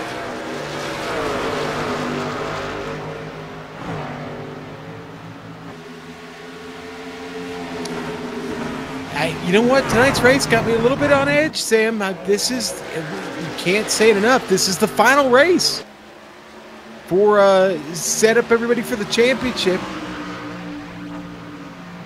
You know, I don't have this in the rulebook ahead of me, but Richard does have 1 win this season and Fetty does not. So I have a feeling that would give Richard the tiebreaker. So let's assume that's the case. Fetty would need to have 2 trucks between himself and Richter by the time of the finish line. Right now, he has just Danielson in between them.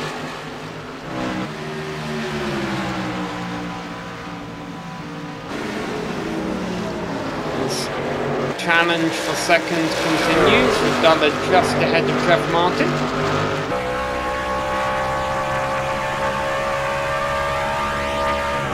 So, Sam, we're hearing now from Gary Sexton, who's in the chat, that it would be the tiebreaker would be whoever finished higher in this race.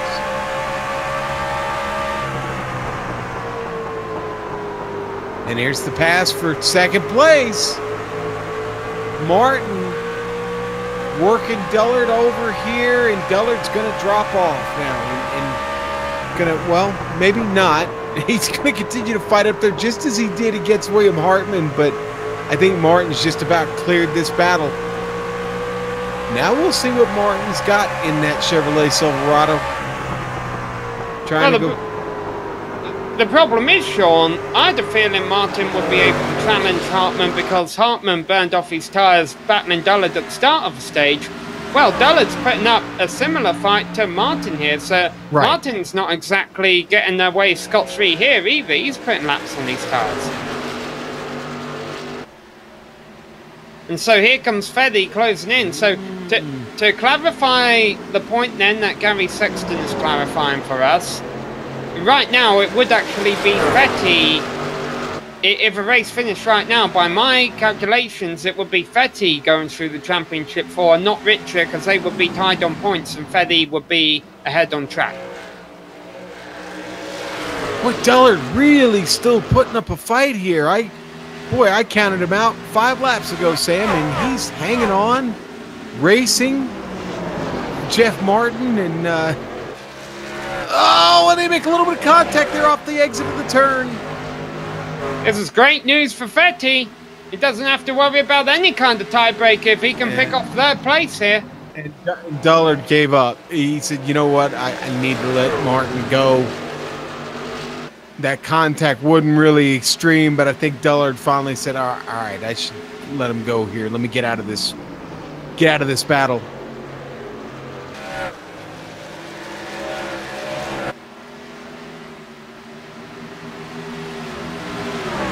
Fetty trying to get this spot now from Dullard. Sam, any chance you think we might see early pit stops, being the track's looking so tough to pass on tonight? Depends how much you really want to risk going a lap down, I suppose. Yeah. I mean, Fetty and Rich are the only two I really think who need to worry about points here.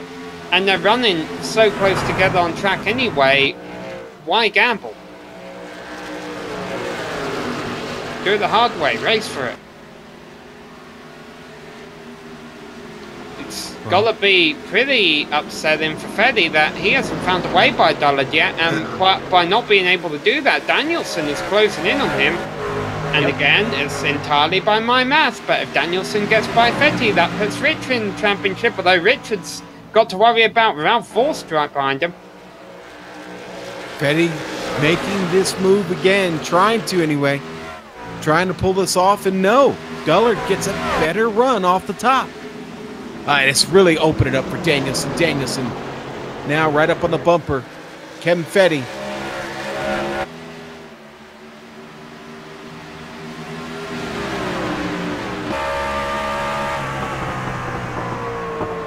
This going on already 3 seconds back of William Hartman, who is back to what he was doing in stage 1 and 2.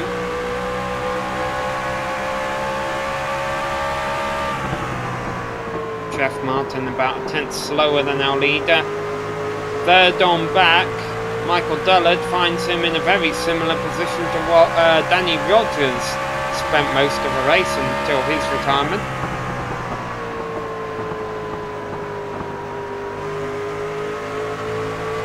Oh, another very back here, riding on board. Forst has gone by Richter for 6th. And Richter, understandably, doesn't like that too much. He's going to try and get that position back. He knows what's up. Yeah, he's going to fight tooth and nail to hang on this position.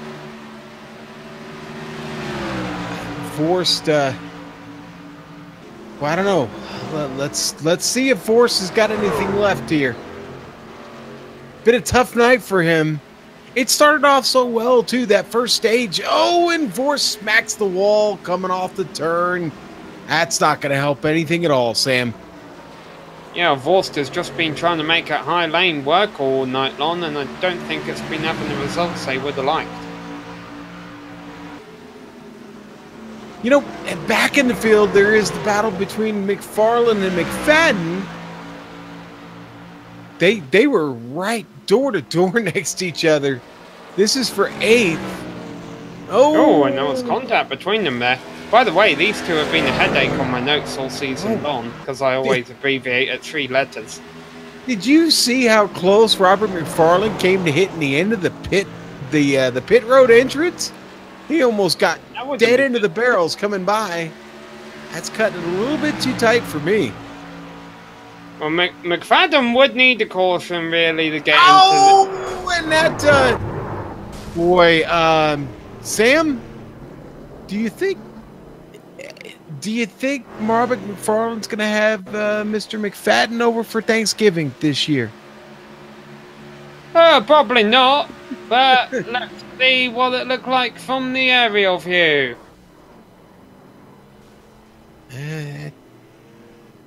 I don't think it's going to get any better from up top. Honestly, McFadden looks like he's just going to get in here to the turn, and the truck just never really gets to the left. It really just runs up and gets right into the quarter of the fender there of Robert McFarlane, who now makes the long trip down pit lane and finds himself in the box. Speaking of the box, I hope they all have 4 tyres left. Who gambles? Who stays out and thinks there'll be another caution in 20 laps? I'll be the only truck out there on new tyres. Boy, jeez, you might get lapped by William Hartman if you do that. Oh, you're going to get lapped by William Hartman anyway. No, I'm just saying if you stay out 30, close to 30 lap old tires, I just don't like your chances if you stay out. I think everybody's playing it smart here, coming down. Hartman into his box there at the end of the pit lane. Vorst going to pull in right behind him. Hartman's already got the right sides up, Sam. And now the left side is up. So Robert McFarlane getting 4 fresh good years. He's going to win that race off pit road. Jeff Martin going to get it out of second. Does Fetty get by Vorst on the way out? I don't know. That was awful close. It was actually Dullard down 3rd place. I'm sorry, Dullard. Yes, my bad. Alright, well, we got a couple laps of yellow left to run here. We'll be back for the restart here on GSRC.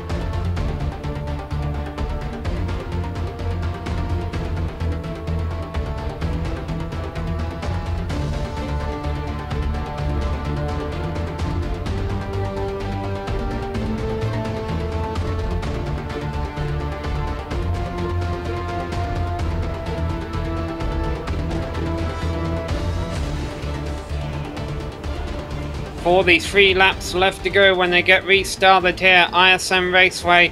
Don't think any of these trucks have any tyres left, Sean, so really a bit surprised no one's willing to play a strategy gamble late on in the race, unless I've completely overlooked something. But right now it's Hartman and Martin about to lead them back to green, as they have done for most of the day. So here they come through turns 3 and 4. Hartman on the inside in the 67. Martin on the outside in the 15. Pace car is off. And we go racing once again here at ISM. Nice restart by Hartman again. Martin holding on to second. The battle for third is between Dullard and Fetty. Fetty got a little wild there on the restart. He's trying to reel in Dullard. Dullard's going to get around. Here comes Danielson, though. That Judd, it seems like he's been working his way up through the field all night. It's been hard to do, though. Such has been the difficulty in making passes stick around here at this, well, not exactly short track, but 1 mile speedway here tonight. Dullard, now with 4 fresh good years. Remember, he'd been running on 2 right sides and then 2 left sides. Now let's see what he can do. That he has track position and 4 new tyres on that track.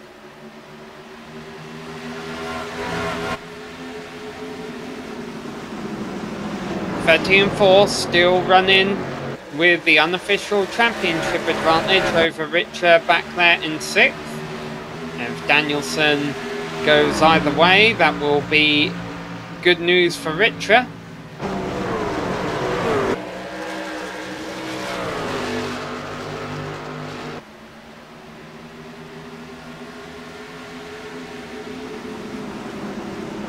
Rather calm restart here, Sean. Yeah, eight trucks left on the lead lap.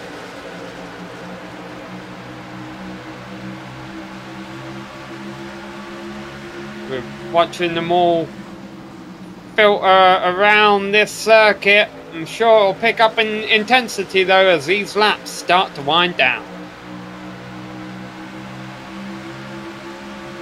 Winding down. You know, 175 laps, that's a long race here at Phoenix. And same length for tomorrow night's yeah. 60 Challenger race in the Xfinity cars, which you'll be able to see here same time tomorrow night on the GSRC. You know, we picked up a few cautions, but I wouldn't say this race has been caution riddled at all.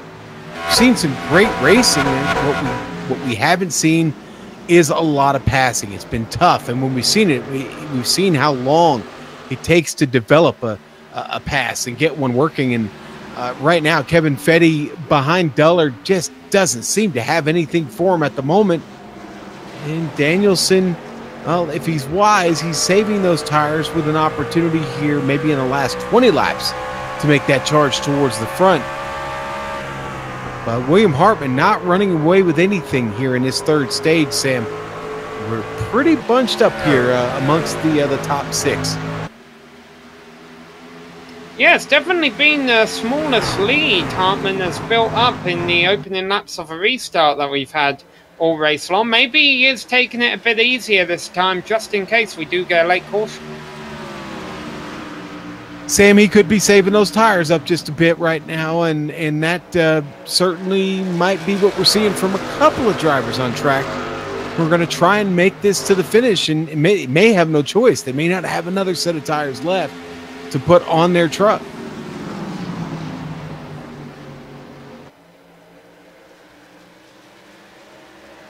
McFadden and McFarlane, by the way, the 2 drivers that brought out the last yellow, they're both still out there. McFadden on the lead lap, but off for pace in 8th, and McFarlane 1 lap down in 9th. Daniel Jackson still running around 4 laps down in 10th place. Pretty sure that will still be enough for him to advance to the championship 4. I said it at the beginning, Sam. For some drivers, it was all about just surviving this race at Phoenix tonight, or here at ISM Raceway. It's definitely been the case for Jackson. Unfortunately, some drivers such as Mike Donoghue have not been as fortunate they didn't have the luxury of a points cushion that Jackson had coming into tonight's race. But problem is, Sean, if Hartman puts on any kind of performance like what we've seen him do the last 3 races, yeah, that's Predators next week at Homestead. He might be writing his acceptance speech, his victory speech already. Sam, it might be written. Who knows? But boy, Hartman's been awful tough tonight. And you know what? We get a little bit deeper into the run here, and Hartman is starting to extend that gap again. It's now fallen to over a second on Jeff Martin. It was about a half a tenth, just maybe 4 or 5 laps ago.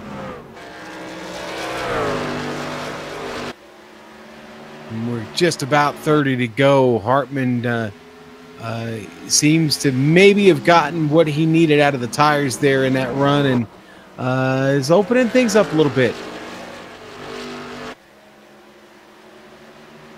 All right, looks like, well, I was going to say a pack for 4th forming, but you could almost say it's a pack from 2nd on pack.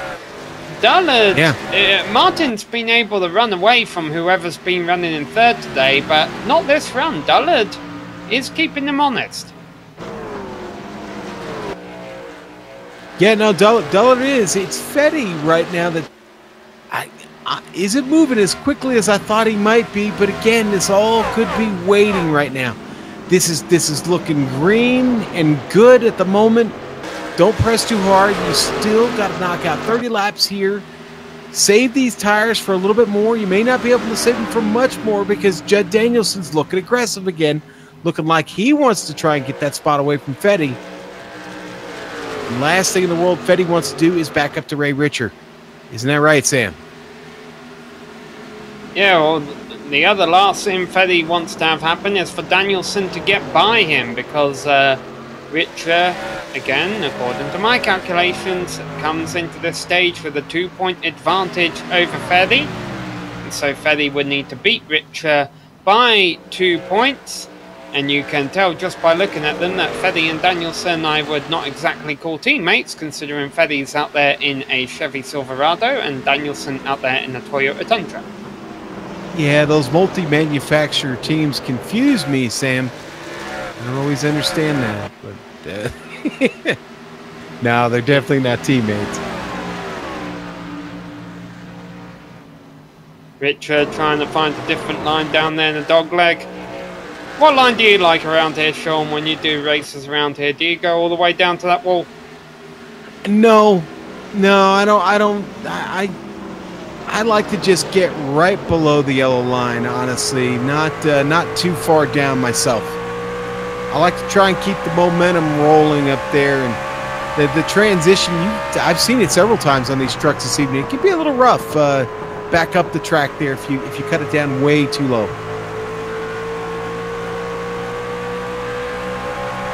Not tough for Hartman though. Just about that 2.5 mark. I think he's hit it actually. Hartman even experimenting with maybe some different lines around the track at the moment.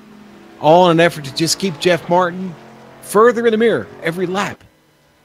Well, Martin has finally started to trek out from the battle from 3rd on back. So now Dullard is being the head of a train here.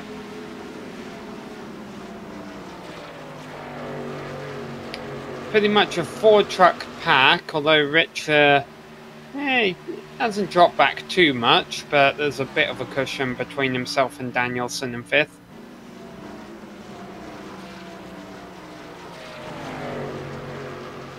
Coming around to complete lap 151, 24 laps left to go. They're looking about half a minute lap, so 12 minutes of racing if it all stays green.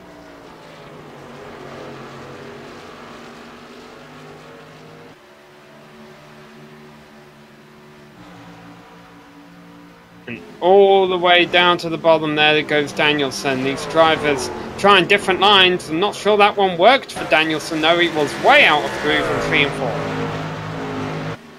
Yeah, I don't think, I think you said, I don't think that paid off for him at all. Hey, Danielson's another one of those drivers, though, that I think might be sitting on those tires just a little bit, Sam. They probably all are, but I think Danielson sees that there's an opportunity here to maybe podium. He's just got to play his cards right here over the last 22 laps.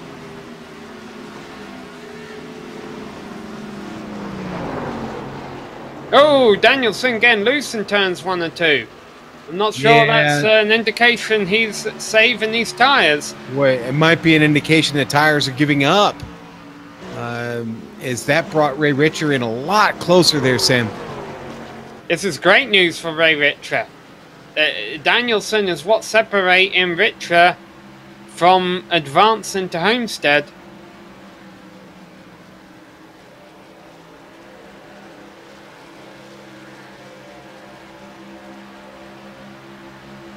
Well, this train keeps a rolling along out of turn 4 with William Hartman. 20 laps to go. Time to drop that disco ball down from the ceiling. Get it spinning. Throw a little light on it. It's time to boogie, baby. Let's do this here. Great time to get this party started with 20 to go, Sam. For what's worth, Martin was faster than Hartman last lap around in second place by 0.004 of a second. Yeah. I'm not sure that's going to pin him up there. Marginal at best, Sam. Marginal. Hartman might have just knocked a round piece of rubber line in the middle of the racing line in turn 4, cost him that 0.004. Really, one of the closer battles left on track is back in the pack, Sam.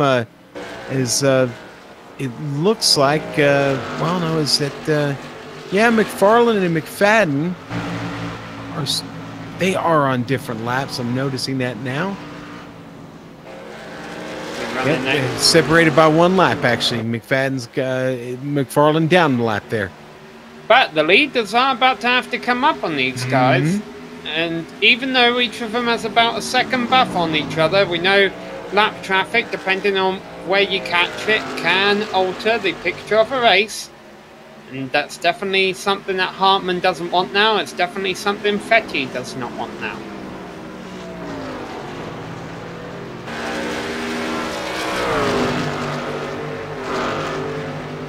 Yeah, Fetty trying to find the easiest trip around he can at the moment, Sam.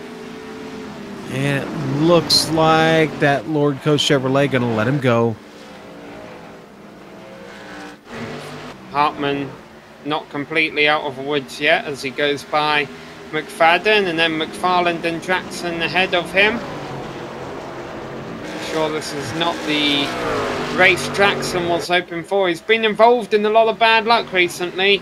Unfortunately, he scored a lot of points in the regular season, and also in stages. I know he's been good at scoring points this season. That has allowed him to build up his points cushion that will advance him into the championship 4, despite the fact he has definitely had a race to forget tonight. Well, Hartman's certainly not having a race to forget. Sam is, you know what, we'll let you step away and go get ready for your next event. We'll get it from here. William Hartman, your leader, trying to pull off getting around Daniel Jackson here. Jackson going to stay all the way down on the apron. Just totally stay out of it there. Good move by Daniel Jackson to stay out of the fight. Jeff Martin still almost 2 seconds back. Look for Jackson to maybe handle this the same way as Jeff Martin closes in on him. That's the double lot of Robert McFarlane up top. This kind of presents a bit of a conundrum for Martin as he tries to pass both of them. He'll get by McFarlane. It just doesn't get any easier, though, as William Hartman continues to pull away. Top 3 still remain the same. Hartman, Martin, Dullard. Think back to Dullard in that first segment, man. The back of the pack damage truck has recovered so well here. Not racing for points, just to maybe brag a little bit, but a podium finish looking decent at the moment if he can hold off Kevin Fetty. We know Fetty needs to finish ahead of Richer. The only thing separating him from Richer is Judd Danielson, who himself is fighting to get the best finish he can. He looks pretty safe to make it into the final championship race. Kevin Fetty starting to maybe close on Dullard a bit. He's got to get by Daniel Jackson. Then the fight is back on. It'll be 11 laps to go at the line that William Hartman has already crossed. Hartman continued to look in good shape, holding that gap right at about 2 seconds. Jeff Martin with a great drive this evening in his Silverado. Back behind him, Dullard finally clears the pass on McFarland. McFarland going to let Fetty go. Here comes Kevin Fetty. Fetty puts a little more distance between him and Danielson. And Richard really going to have a hard time making this up now. He's got more traffic to get through. 4 trucks to get through to get to Kevin Fetty. That's the separation between those two at this point.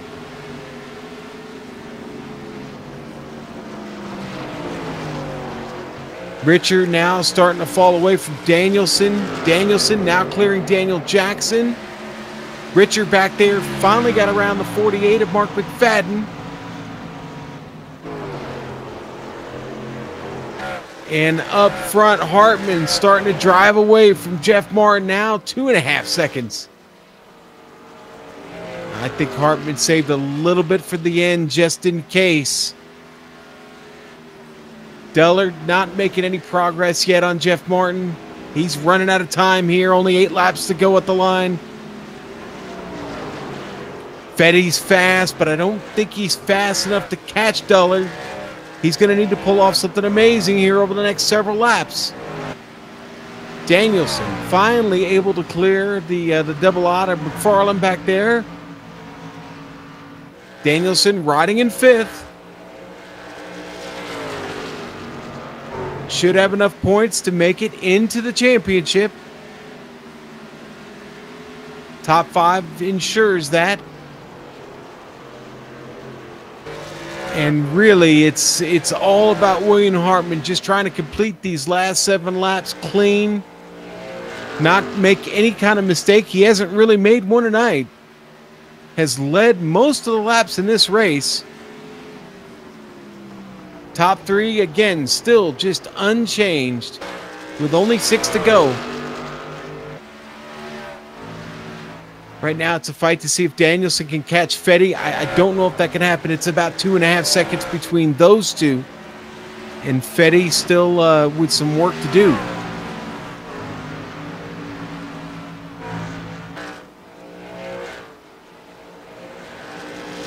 Richard finally gets by the McFarland truck. So he's now back to where he was. Danielson separates him and Fetty.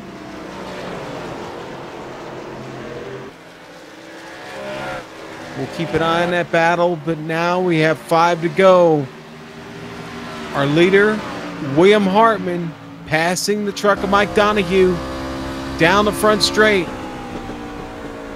Back into turn 1, he has got clear track in front of him. Clear all the way to the checkers.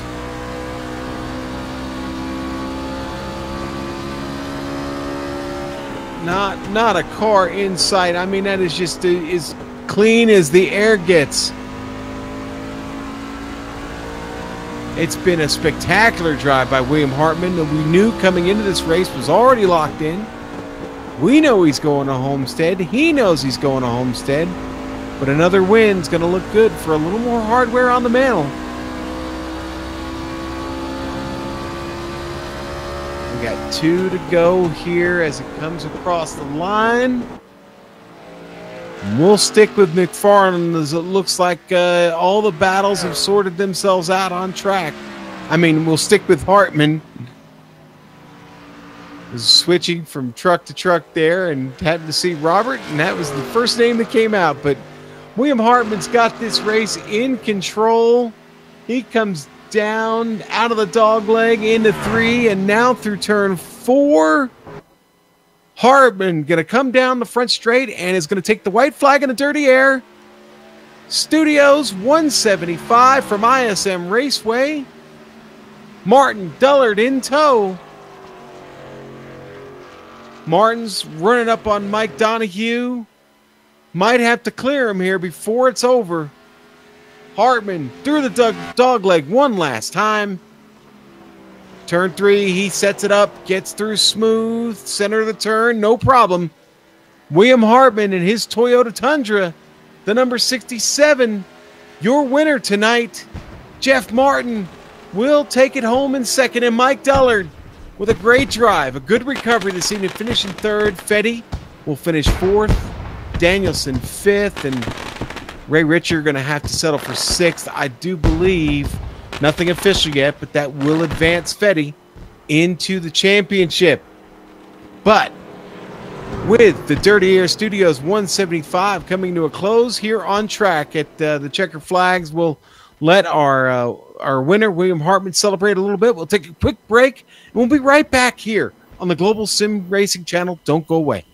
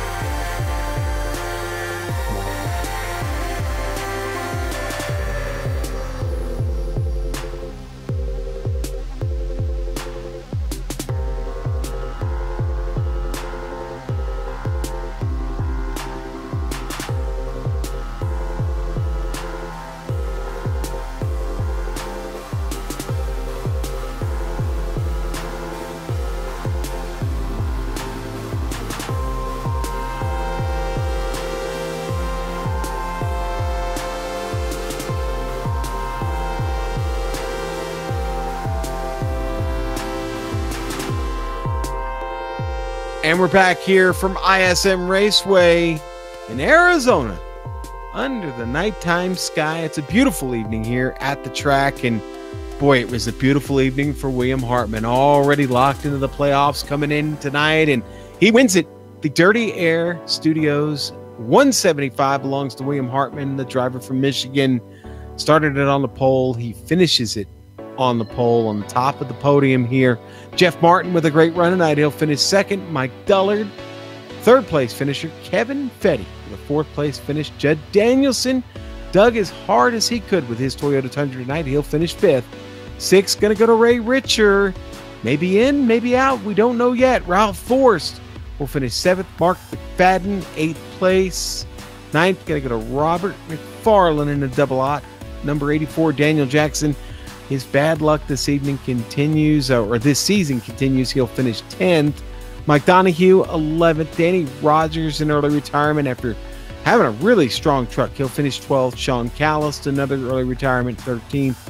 Scott Seaman was out early, and Jeremy Crandall, unfortunately, was the first victim of the night of the 15 trucks that started, and number 73 will finish there in 15th. So there we go. That's everybody. And let's see. I think we've got a winner that we can talk to who's celebrating pretty well right now. William Hartman, congratulations. We said it just a moment ago. You knew you were locked in coming into this race tonight. It was probably more about having fun, but really, what was the strategy going in tonight? You throttled this field. Yeah, it was pretty much a no-pressure situation for us. So just came in, and I knew – trying to help the teammates out, like try and get those guys as far forward in the field as we could, and help those guys try and make it into the next round. That was pretty much our task the last 2 races.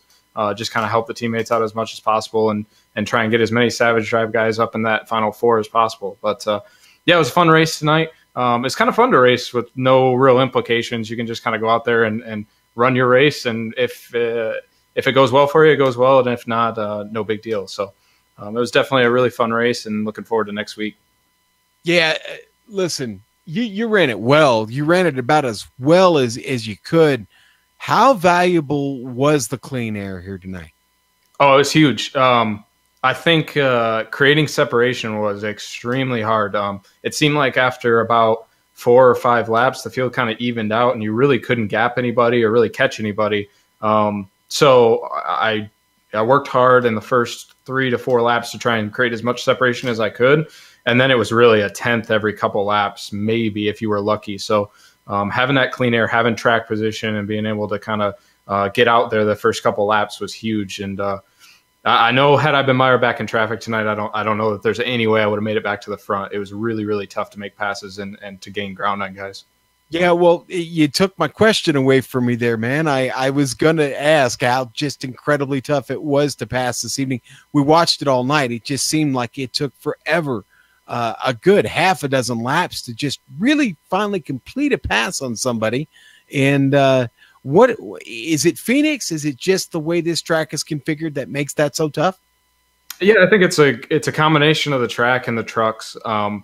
Especially in turn 3 and 4, you can kind of try and set yourself up through turn 1, try and get a run and cut the dog leg off and get inside somebody into 3. But you can get enough momentum on that high side in 3 and 4 if you run it right that you can kind of stall that guy out, and he can't complete that pass in 3 and 4. So if you have 2 good drivers, you can really string that sequence out quite a few laps before anybody can get an advantage. It's one of the really fun things about this place, that you can race side by side like that and keep it clean. So, Well, keeping it clean will be the name of the game when you get to Homestead. I really don't even think it's necessary to ask about strategy. There's really only one strategy. You got to win. You got to go in there, win the championship, and walk away victorious. At the end of the day, you're looking forward to the chance to grab a championship. Oh yeah, this is what we raced for all season. So we did a really good job of carrying a bunch of momentum into this last race, and hopefully that pays off for us. We just got to have a clean race, and these guys, all the final 4 drivers, are capable of winning that race. So you're going to have to go in with the mentality of staying out front as much as possible and being in that first position when you cross the finish line for the checkered flag. I think that the championship winner is going to win the race. So we'll do everything we can to put ourselves in that position, and hopefully everything falls our way. All right. Well, we wish you well. We can't wait to see you back next week in the championship race at Homestead Speedway. Sir, have a great evening. Go enjoy this one, and we'll see you then. All right. Thank you. You guys have a good night. All right. And that is William Hartman, our big winner tonight here at ISM Raceway. And now we'll talk to Jeff Martin, who I'm sure they're having a pretty good celebration down there. Jeff had a great night at the track, and got to be pretty happy right now with the second place. Jeff, you had to fight through some traffic to get it done, but you know what? Great run. Yeah, I appreciate it. We did the best we could. There wasn't no catching William. William's an excellent driver, and I'll be happy next season when he moves on to the Xfinity Series. But no, I raced with him for a long time now, and he's an excellent driver. And I did the best I could. I just couldn't catch him. There was no way. Yeah. Well, tough to run these races out knowing you're out of the chase here, the contention. But man, you really drove that truck up through the field tonight, and we were talking with William about the side-by-side racing. How much fun was that for you this evening? The side-by-side's racing fun as long as somebody don't mess up on the inside or the outside and try to get in there too hard. That'll put a strain on a race real quick. But it was a lot of fun. I enjoyed it. I always enjoy racing William, and Michael run a really good race too. I think I bumped Michael at one point. I didn't mean to. I didn't get no incident points for it, but I think I know I bumped him because he fell back real quick. Either that or he just let off. Well, Jeff, congratulations on finishing here top 3 tonight, and get ready for Homestead. I'm sure that'll be a wild ride. You will be with us. You're going to make the race, right? Yeah, I'll make it. Right. Homestead's not my cup of tea, but I'll be there. Well, we'll be back to more side-by-side racing at Homestead, hopefully, and we can't wait to see you there. Thanks a lot for taking a moment to talk to us tonight, Jeff. I appreciate it, guys. Y'all do a great job. Thank you, and thanks to Jeff Martin. Second place finish for him tonight, and he really drove the wheels off of that Silverado this evening. A really good run out of that team. And, Mike Dullard waiting in the wings. Mike, you had a tough night, man, that winds up with the third place finish. Congratulations. Hey, thanks, man. But I tell you what, it's getting real old being this third place guy. Yeah, I'm sure it is, man. You picked up that damage earlier, and I thought it was curtains for you, buddy. You smacked the wall really good. What did it take to recover from that? I had to regain my focus is really all it took. The truck, it had some issues. It pushed a little bit, but you can drive through that if you really want to. So I had to focus on what I needed to do. I really wanted to catch William, but I knew that wasn't going to happen. So I just had to focus on Jeff. I knew he was the next fastest guy. Well, okay. I'm going to ask you a question. I think I've asked this before. I've discussed it with Sam. Have you practiced driving a broken truck? I mean, have you done that before? Do you ever put any time in trying to drive her when she's damaged? Well, we've you guys have been here for the majority of the season. You've seen a lot of the races, and I've suffered many damaged trucks. So I guess you could say that I have practiced. Yeah. Okay. All right. So that served you well, and you hung in this thing. You finished third. Of course, you're not in contention for this championship, but listen, a third place is a good note to go out on here, heading to Homestead. What do you think about Homestead? Is that more your style? Yeah, it's 2, 3, 4 lanes wide. I really like to get up there on that top side and run, kind of the Kyle Larson line. But, I just hope to go out there and shake things up a little bit, give these top 4 guys a run for their money and show them that, hey, I may not have been here all year, but I'm somebody you got to worry about. Well, we'll worry about you next week when we get to Homestead. We wish you the best, my friend. And again, congratulations on third place finish tonight. Thanks, Sean. Thanks you guys for putting this on. And I'd like to thank everybody at SSCA as well for putting everything they do together. So. All right, and our thanks to Mike Dullard. We'll see him at Homestead. We got one more person to talk to, and he's got probably the most interesting information we need to know heading into Homestead. Kevin Fetty, a great race by you tonight, man. I got to be honest, there were times when I really thought you were just destined to find the podium before the end of the evening. You fall a little bit short. How did it feel in the truck? The truck was very good tonight. Track was grippy, and the truck just felt really, really stable. So it was a fun race this evening. And do the cats bring any special zen to the team? Is that what helps? The cat is my cat. So if she didn't get on the truck, she'd probably claw me to death in my sleep. So. Ooh. Okay. Yeah. See, and that's why I fear cats, Kevin. I fear them for when I'm asleep, and that old thing about them sucking the air. Well, anyway, okay. So we'll just move on. Kevin, listen, I got to know. We all need to know. Sam was doing some really tough math here in the booth, but do you have the information that we need to know for us? That I do. William Hartman is in based on wins. Judd Danielson with 2,158 points. Daniel Jackson with 2,142 points. Ray Richard and I both have 2,138, and due to the tiebreaker being the highest finisher this evening, I am getting in on the tiebreaker. Okay, and there you go. So the man behind the points is the man getting in. Congratulations, Kevin. Fighting out there on the bubble. You make your way in, and you got to feel pretty good about that. Heading to Homestead, my question would be, have you got anything for Homestead? Do you think that's a track you can tackle and win at? I'll tell you what, historically, I have been horrible at Homestead. Here recently, I've gotten better. So I'll be honest with you, Sean, I've been horrible at Martinsville and finished second there. I'm horrible at Phoenix, finished fourth here. So let's go to Homestead and see how I do next week. All right. And are you bringing the cat with you? No, I've got a special paint scheme for next week. Okay. The cat is hilarious. The paint scheme next week is epic. So. Oh, okay. Well, all right. Then hashtag epic. We'll be all over that. Kevin, congratulations. Thanks. Hey, thanks for coming in, giving us the skinny on the points. See, I adhere to GSRC standards. I don't do math on the air purposely because we're not really supposed to. Sam had some great numbers going, but I feel a lot better hearing from you. Thanks a lot. We'll see you in Homestead. Okay, I'm curious. How was Sam's numbers compared to what I ended up with? I nailed it. He was all over it. Yeah. So. Excellent.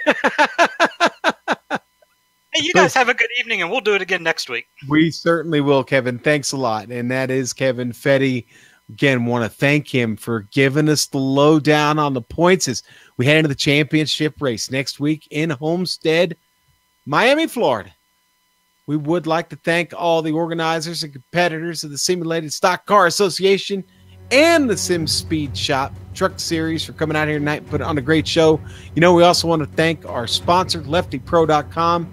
Lefty Productions has over 10 years experience in digital media production. They specialize in aerial drone.